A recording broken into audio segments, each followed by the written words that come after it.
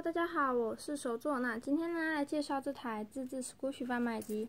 那假设我是把它做成扭蛋，那假设一颗是10块钱的话，先投10块，然后转这边的转把，对，那扭蛋就会掉下去，下一颗就会准备好。那这边打开呢，扭蛋就会在这边。现在一边拍一边拿，有点难拿。那打开呢是一个猫头造型的 Squishy。好，那我们再来转下一颗。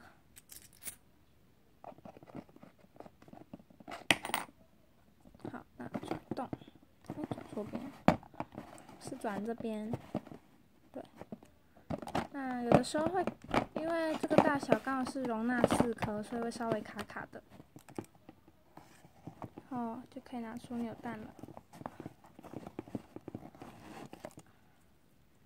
是草莓 Kitty 的正版 Squishy， 有吊牌，然后慢回弹的。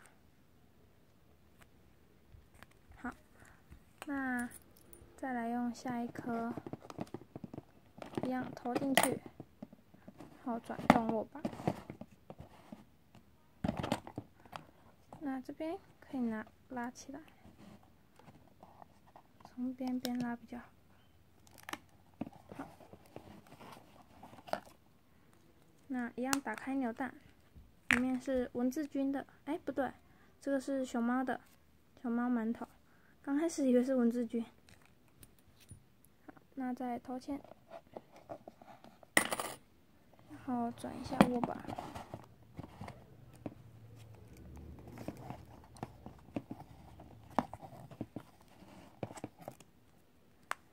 是包子的，有点难看。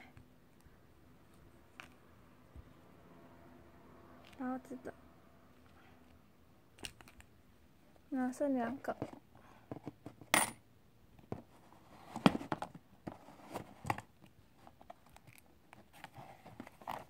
可以把它拿出来。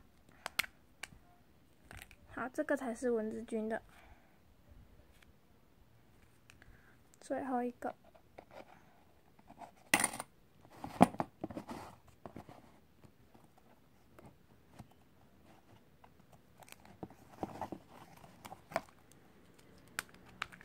这是鲷鱼烧的。好，那刚刚呢投进去的钱都会在这个小抽屉里面。对，也是单手不好用，那钱都会在这里面。6个，好，那抽屉就可以收回去。那这个抽屉有一个设计握把，只是现在单手很难开就是了。就一个握把的部分可以拉。那让大家看一下，那这个的内部会发在下一部影片哦。大家如果想学的话，就可以等下一部影片，然后可以看着内部稍微做。那它内部其实没有什么难的，所以大概公布之后就大家都可以自己做了。